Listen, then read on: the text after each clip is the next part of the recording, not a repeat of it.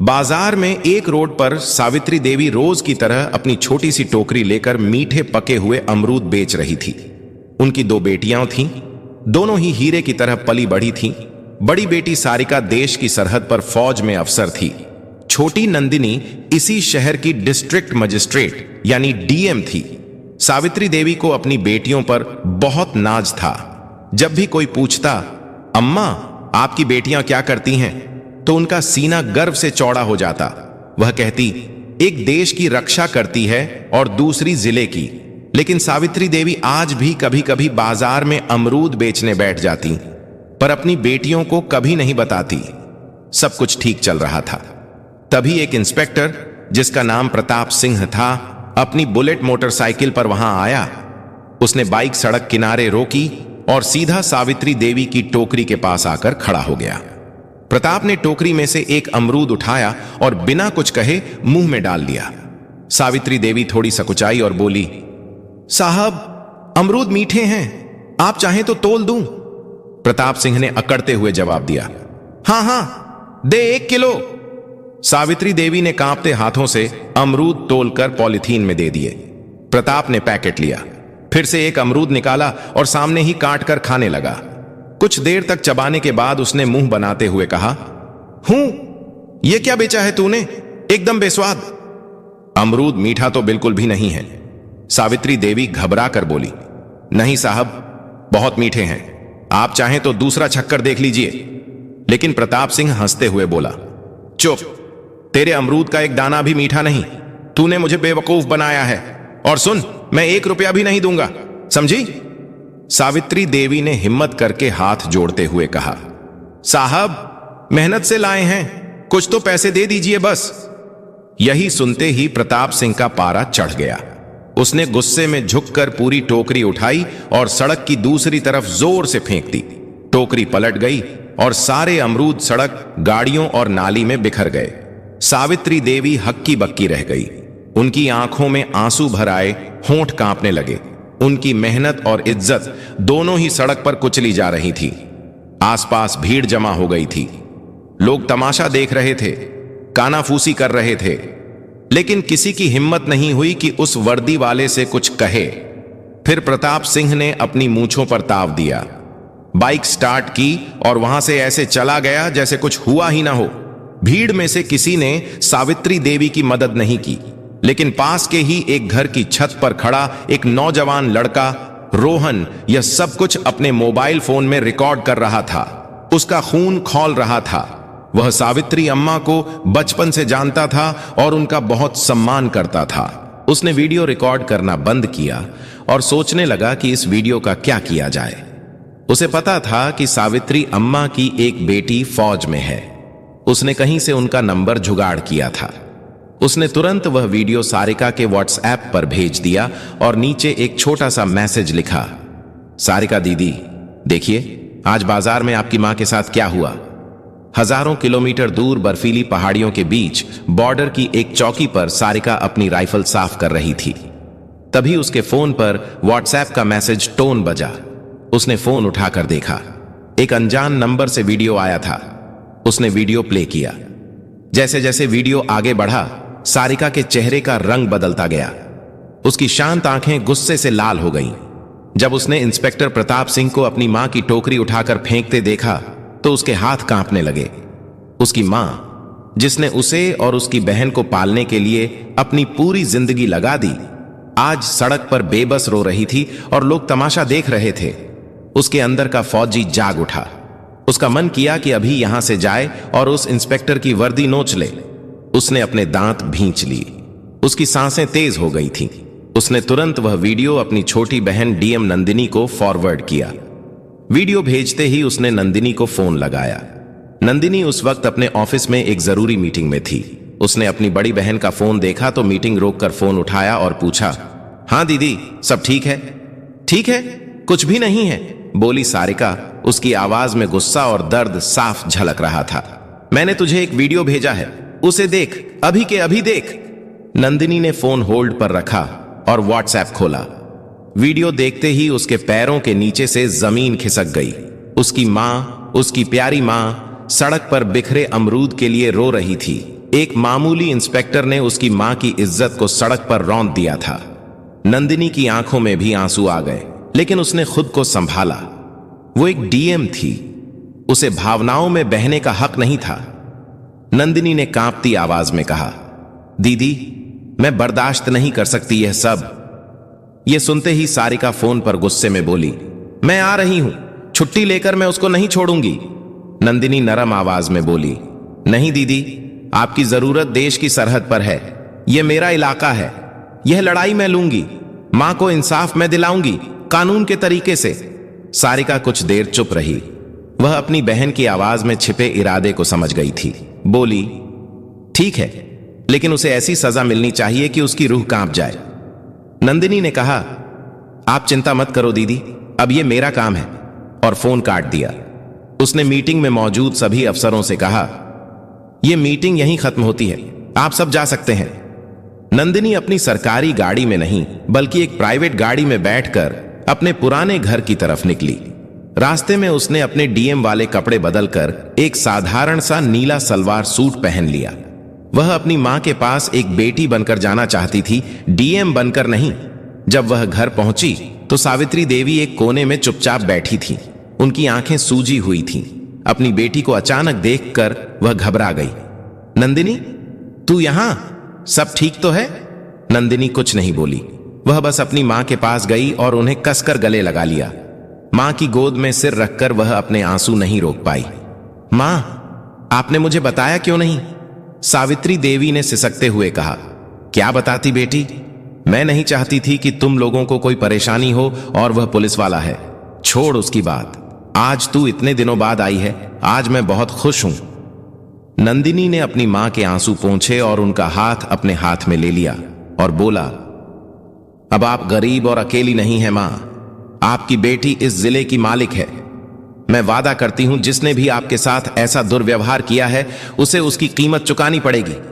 आपकी खोई हुई इज्जत मैं वापस लाऊंगी। सावित्री देवी ने अपनी बेटी की आंखों में एक अलग ही आत्मविश्वास देखा। वह बस चुपचाप उसे देखती रही। उस रात नंदिनी ने एक पूरा प्लान बनाया। वह जानती थी कि अगर वह डीएम बनकर थाने जाएगी तो सारे पुलिस वाले उसके पैरों में गिर जाएंगे और असली गुनहगार कभी सामने नहीं आएगा। उसे उन्हें रंगे हाथों पकड़ना था। अगली सुबह उसने हरा सलवार सूट पहना और अपने सबसे भरोसेमंद अफसर एसडीएम विकास को फोन किया। विकास, मैं तुम्हें एक काम दे रही हूं और यह बात हम दोनों के बीच ही रहनी चाहिए। उसने कहा, जी मैडम, हुक्म कीजिए। बोली, मैं अभी सिविल ड्रेस में शहर के कोतवाली थाने में एक शिकायत लिखवाने जा रही हूं, अपनी पहचान छिपाकर। मैं चाहती हूं कि तुम ठीक 2 घंटे बाद जिले के एसपी, डीएसपी और बाकी बड़े पुलिस अफसरों की टीम के साथ थाने पहुंचो। जब तक मैं इशारा न करूं कोई कुछ नहीं बोलेगा। विकास ने कहा, ठीक है मैडम, जैसा आप कहें। नंदिनी ने फोन रख दिया। दोस्तों, अब खेल शुरू होने वाला था। नंदिनी ने एक साधारण सा हरा सलवार सूट पहना, चेहरे पर दुपट्टा डाला और एक आम नागरिक की तरह ऑटो पकड़कर कोतवाली थाने पहुंची। थाने का माहौल वैसा ही था जैसा उसने सोचा था। एक हवलदार ऊंघ रहा था और इंस्पेक्टर प्रताप सिंह और एसएचओ अमित पांडे चाय पीते हुए हंसी मजाक कर रहे थे। नंदिनी डरते डरते उनकी टेबल के पास गई। जी, मुझे एक शिकायत दर्ज करवानी है। एसएचओ अमित पांडे ने उसे ऊपर से नीचे तक देखा। क्या हुआ? किसने परेशान किया? जी, कल बाजार में इंस्पेक्टर साहब ने। जैसे ही उसने इंस्पेक्टर का नाम लिया, प्रताप सिंह चौकन्ना हो गया। उसने नंदिनी को घूर कर देखा। क्या? इंस्पेक्टर साहब ने? नाम क्या है तेरा और किस इंस्पेक्टर की बात कर रही है? जी, आप ही थे। आपने कल बाजार में एक बुजुर्ग महिला के अमरूद की टोकरी सड़क पर फेंकी थी। मैं उनकी बेटी हूं। नंदिनी ने अपनी आवाज में थोड़ी घबराहट लाने की कोशिश की। यह सुनते ही प्रताप और अमित जोर जोर से हंसने लगे। ओ, तो तू उस बुढ़िया की बेटी है? प्रताप ने मजाक उड़ाते हुए कहा। तो क्या हुआ? सड़क पर गंदगी फैलाएगी तो लाठी पड़ेगी ना। चल भाग यहां से, कोई एफआईआर नहीं लिखी जाएगी। नंदिनी ने थोड़ा साहस दिखाते हुए कहा। लेकिन यह गैर कानूनी है। आपने वर्दी का गलत इस्तेमाल किया है।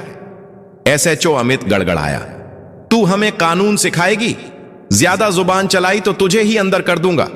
सरकारी काम में बाधा डालने के जुर्म में निकल यहां से। नंदिनी वहीं खड़ी रही और बोली, मैं फिर भी लिखवाए बिना नहीं जाऊंगी। बहस बढ़ रही थी कि तभी एक हवलदार भागता हुआ अंदर आया।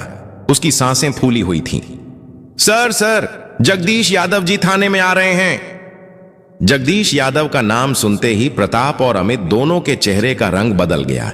जगदीश यादव शहर का एक बहुत बड़ा और दबंग नेता था, जिसके इशारे पर पुलिस वाले नाचते थे। दोनों इंस्पेक्टर अपनी कुर्सी से ऐसे उछले जैसे करंट लग गया हो।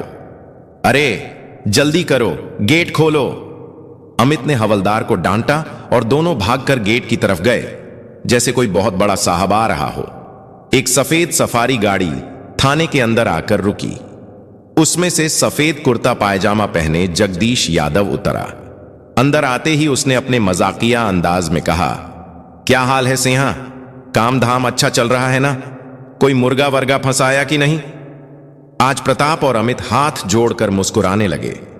अरे साहब, आपकी कृपा है, आइए बैठिए। लेकिन तभी जगदीश यादव की नजर कोने में खड़ी नंदिनी पर पड़ी। नंदिनी को देखते ही उसके चेहरे की हंसी गायब हो गई। उसके माथे पर पसीना आ गया और उसके होश उड़ गए। वह जिस लड़की को एक आम लड़की समझ रहा था, उसे पहचानते ही उसकी सिट्टी पिट्टी गुम हो गई। वह तेजी से आगे बढ़ा और नंदिनी के सामने जाकर हाथ जोड़कर खड़ा हो गया। उसका सिर झुका हुआ था। नमस्ते मैडम, आप यहां इस वक्त? मुझे फोन कर लिया होता, मैं हाजिर हो जाता। उसकी आवाज में हकलाहट साफ थी। इंस्पेक्टर प्रताप और एसएचओ अमित हैरान रह गए। उनकी आंखें फटी की फटी रह गई। ये हो क्या रहा है? ये तो उस बुढ़िया की बेटी है। जगदीश यादव जी इसके सामने हाथ क्यों जोड़े खड़े हैं? जिस जगदीश यादव के सामने पूरा जिला झुकता है, वह इस साधारण सी दिखने वाली लड़की के सामने हाथ जोड़े क्यों खड़ा है? यह लड़की है कौन? प्रताप ने धीरे से अमित से पूछा, यह क्या हो रहा है? अमित ने भी घबराहट में सिर हिला दिया। इससे पहले कि वे कुछ समझ पाते, थाने के बाहर गाड़ियों के रुकने की आवाज आई। एक के बाद एक लाल बत्ती वाली गाड़ियां थाने के सामने आकर रुकी। गाड़ियों से डीएसपी, डीएम और जिले के कई बड़े आईएएस और आईपीएस अफसर उतरे और तेजी से थाने के अंदर आए। वे सब आकर चुपचाप नंदिनी के पीछे लाइन बनाकर खड़े हो गए, जैसे अपने सीनियर को रिपोर्ट कर रहे हों। अब थाने में सन्नाटा था। सिर्फ पंखे की घर घर की आवाज आ रही थी। प्रताप सिंह और अमित पांडे पत्थर के बुत बन चुके थे। उनके हलक सूख गए थे। माथे पर पसीने की बूंदें चमक रही थीं। तभी डीएसपी ने आगे बढ़कर गुस्से में प्रताप सिंह की तरफ देखकर कहा, इंस्पेक्टर, तमीज से खड़े हो जाओ। तुम जानते हो कि डीएम मैडम नंदिनी के सामने खड़े हो। डीएम मैडम, यह शब्द किसी बम की तरह थाने में फटा। प्रताप और अमित के पैरों तले जमीन खिसक गई। उन्हें लगा जैसे किसी ने उनके कानों में पिघला हुआ शीशा डाल दिया हो। वे कांपते हुए नंदिनी को देखने लगे, जिसे वे कुछ देर पहले अमरूद वाली की बेटी कहकर बेइज्जत कर रहे थे। नंदिनी की आंखों में अब एक आम लड़की की घबराहट नहीं, बल्कि एक डिस्ट्रिक्ट मजिस्ट्रेट का रौब और गुस्सा था। उसने अपनी ठंडी और कड़क आवाज में कहा, इंस्पेक्टर प्रताप सिंह और एसएचओ अमित पांडे, दोनों की आत्मा तक कांप गई। You are suspended with immediate effect. Nandini ने आदेश दिया। एसडीएम साहब, इन दोनों के खिलाफ वर्दी की धौंस दिखाने, एक आम नागरिक को अपमानित करने और अपनी ड्यूटी न करने के जुर्म में एफआईआर दर्ज कीजिए। साथ ही इनके खिलाफ एक विभागीय जांच भी बिठाई जाए। एसपी साहब ने तुरंत अपने मातहतों को इशारा किया और दोनों इंस्पेक्टरों की बेल्ट और टोपी उतरवा दी गई। कल तक जो शेर बने घूम रहे थे, आज बिल्ली की तरह सिर झुकाए खड़े थे। तभी नेता जगदीश यादव ने हिम्मत करके कहा, मैडम नादान है, गलती हो जाती है, माफ कर दीजिए, मैं समझा दूंगा इनको। नंदिनी ने घूमकर जगदीश यादव को ऐसी नजरों से देखा कि वह कांप गया। नेताजी, यह नादान नहीं, सरकारी वर्दी में छुपे गुंडे हैं, और जहां तक समझाने की बात है तो अब इन्हें कानून समझाएगा। और बेहतर होगा कि आप इस मामले से दूर रहें, वरना जांच की आंच आप तक भी पहुंच सकती है। जगदीश यादव का चेहरा सफेद पड़ गया। वह समझ गया कि इस नई डीएम से टकराना आसान नहीं है। वह चुपचाप सिर झुकाकर वहां से खिसक गया, लेकिन उसकी आंखों में एक अजीब सी नफरत और गुस्सा था जो नंदिनी ने पढ़ लिया था। अगली सुबह सब समझ रहे थे कि डीएम बेटी ने मां को इंसाफ दिलाया। सब कुछ ठीक लग रहा था। लेकिन नंदिनी एक दिन रात को जब खाना खा रही थी तभी उसके पर्सनल फोन पर एक अनजान नंबर से कॉल आया। उसने फोन उठाया। हेलो। दूसरी तरफ से कोई कुछ नहीं बोला, बस एक भारी सांस लेने की आवाज आई। फिर एक बदली हुई मशीनी आवाज में कोई बोला, डीएम साहिबा, शहर में नहीं हो, ज्यादा उड़ने की कोशिश मत करो, इंस्पेक्टर तो बस मोहरे थे, खेल तो अब शुरू होगा। नंदिनी ने कड़क आवाज में पूछा, कौन बोल रहा है? वही जिसकी दुम पर तुमने पैर रख दिया है, कहकर उस आदमी ने फोन काट दिया। नंदिनी के माथे पर चिंता की लकीरें उभर आईं। वह समझ गई थी कि जगदीश यादव इतनी आसानी से हार मानने वालों में से नहीं है। यह लड़ाई अभी खत्म नहीं हुई थी, बल्कि अब और भी ज्यादा खतरनाक होने वाली थी। उसे अब सिर्फ अपनी मां की इज्जत ही नहीं, बल्कि उनकी जान की भी फिक्र होने लगी थी। उसने तुरंत ही एएसपी को फोन किया और अपनी मां के घर के आसपास सादी वर्दी में 2 पुलिस वालों को तैनात करने को कहा। वह अपनी मां को डराना नहीं चाहती थी, लेकिन कोई भी खतरा मोल लेना भी नहीं चाहती थी। अगले कुछ दिन शांति से गुजरे। नंदिनी को लगा शायद उसकी चेतावनी काम कर गई और जगदीश यादव पीछे हट गया है, लेकिन वह तूफान से पहले की शांति थी। एक सुबह जब सावित्री देवी बाजार में अपनी अमरूद की टोकरी लगाकर बैठी ही थी कि अचानक पुलिस की 3 गाड़ियां वहां आकर रुकी। उनमें से एक नया इंस्पेक्टर उतरा जिसे नंदिनी नहीं जानती थी। उसने सावित्री देवी की टोकरी की तरफ इशारा करते हुए कहा, हमें सूचना मिली है कि इन अमरूदों की आड़ में नशीले पदार्थों की तस्करी हो रही है, तलाशी लो। इससे पहले कि कोई कुछ समझ पाता, एक सिपाही ने अमरूदों के नीचे से भूरे रंग के नशीले पदार्थ निकाले और चिल्लाया, सर, मिल गया नशीला पदार्थ। बाजार में हड़कंप मच गया। लोग कानाफूसी करने लगे। देखो, डीएम की मां नशीले पदार्थ बेचती है। सावित्री देवी सन्न रह गई। वह रोते हुए बोली, नहीं साहब, यह मेरा नहीं है, किसी ने मुझे फंसाया है। लेकिन किसी ने उनकी एक न सुनी। पुलिस उन्हें जबरदस्ती जीप में बिठाकर ले गई। यह खबर आग की तरह पूरे शहर में फैल गई। न्यूज चैनलों पर ब्रेकिंग न्यूज चलने लगी। डीएम नंदिनी की मां नशीले पदार्थ के आरोप में गिरफ्तार। यह जगदीश यादव का मास्टर स्ट्रोक था। उसने नंदिनी पर सीधा हमला नहीं किया, बल्कि उसकी सबसे बड़ी ताकत और सबसे बड़ी कमजोरी, उसकी मां, पर वार किया था। अब नंदिनी एक अजीब दुविधा में फंस गई थी। अगर वह अपनी शक्ति का इस्तेमाल करके मां को छुड़ाती तो उस पर पद का दुरुपयोग करने का आरोप लगता, और अगर वह चुप रहती तो उसकी बेगुनाह मां जेल में सड़ती। नंदिनी के ऑफिस में फोन की घंटियां बजने लगीं। मीडिया, मंत्री, सीनियर अधिकारी, हर कोई जवाब मांग रहा था। तभी उसकी बहन आर्मी ऑफिसर सारिका का फोन आया। उसकी आवाज में गुस्सा और बेचैनी थी। बहन, ये क्या हो रहा है? मैं आ रही हूं। मैं उस जगदीश यादव को नहीं छोड़ूंगी। नंदिनी ने गहरी सांस ली और अपनी आवाज को स्थिर करते हुए कहा, नहीं दीदी, तुम्हें आने की जरूरत नहीं है। अगर हम भी उनकी तरह गैरकानूनी काम करेंगे तो उनमें और हम में फर्क क्या रह जाएगा? यह लड़ाई अब कानून के दायरे में ही लड़ी जाएगी और जीती भी जाएगी। नंदिनी ने तुरंत एक प्रेस कॉन्फ्रेंस बुलाई। पूरा मीडिया हॉल खचाखच भरा था। कैमरों की फ्लैश लाइट उसकी आंखों में चुभ रही थी। उसने माइक संभाला और कहा, मैं जानती हूं आप सबके मन में क्या सवाल है। मेरी मां पर गंभीर आरोप लगे हैं। कानून सबके लिए बराबर है, चाहे वह एक आम नागरिक हो या डीएम की मां। इसलिए मैं इस केस की जांच से खुद को अलग करती हूं, ताकि जांच पर कोई असर न पड़े। एसपी साहब, एक स्पेशल टीम बनाकर इस मामले की निष्पक्ष जांच करेंगे। मुझे भारत के कानून पर पूरा भरोसा है। दूध का दूध और पानी का पानी होकर रहेगा। नंदिनी का यह दांव देखकर जगदीश यादव भी हैरान रह गया। उसे लगा था कि नंदिनी बौखलाकर कोई गलत कदम उठाएगी, लेकिन उसने तो बड़ी समझदारी से खुद को जांच से अलग कर लिया था। लेकिन नंदिनी सिर्फ कानून के भरोसे नहीं बैठी थी। उसने रोहन को बुलाया, वही लड़का जिसने पहला वीडियो बनाया था। नंदिनी ने कहा, रोहन, मुझे तुम्हारी मदद चाहिए। तुम बाजार में रहते हो, वहां की हर हरकत पर तुम्हारी नजर रहती है। पता लगाओ उस दिन मां की टोकरी के पास कौन कौन आया था। कोई भी अजीब हरकत, कोई भी नया चेहरा, मुझे हर छोटी बड़ी जानकारी चाहिए।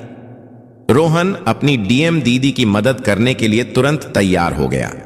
उसने बाजार के दूसरे दुकानदारों और अपने दोस्तों से पूछताछ शुरू कर दी। 2 दिन की कड़ी मेहनत के बाद उसे एक सुराग मिला।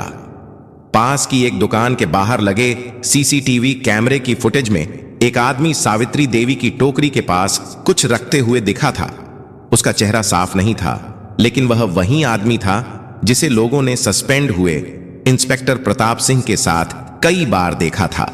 सबूत मिल चुका था। यह सारा खेल जगदीश यादव ने अपने पिट्ठू सस्पेंड हुए इंस्पेक्टरों के जरिए रचा था। अब बारी नंदिनी की थी। उसने एसपी के साथ मिलकर एक जाल बिछाया। उन्होंने यह झूठी खबर फैलाई कि सीसीटीवी फुटेज में नशीला पदार्थ रखने वाले का चेहरा साफ साफ आ गया है और पुलिस उसे पकड़ने ही वाली है। यह खबर सुनते ही जगदीश यादव के कैंप में खलबली मच गई। उसने तुरंत प्रताप सिंह को फोन किया। वह आदमी पकड़ा नहीं जाना चाहिए, उसको कुछ करो, वरना हम सब पकड़े जाएंगे। जगदीश यादव को नहीं पता था कि उसका फोन पहले से ही पुलिस के सर्विलांस पर था। प्रताप सिंह और अमित पांडे उस आदमी को ठिकाने लगाने के लिए जैसे ही शहर के बाहर एक सुनसान जगह पर पहुंचे, नंदिनी और एसपी ने अपनी पूरी टीम के साथ उन्हें घेर लिया। रंगे हाथों पकड़े जाने पर दोनों ने जगदीश यादव के खिलाफ अपना मुंह खोल दिया। अगली सुबह जब जगदीश यादव अपने घर पर बैठकर चाय पी रहा था और अपनी जीत का जश्न मनाने की सोच रहा था, तभी दरवाजे पर जोरदार दस्तक हुई। उसने दरवाजा खोला तो सामने डीएम नंदिनी, एसपी और भारी पुलिस फोर्स को देखकर उसके होश उड़ गए।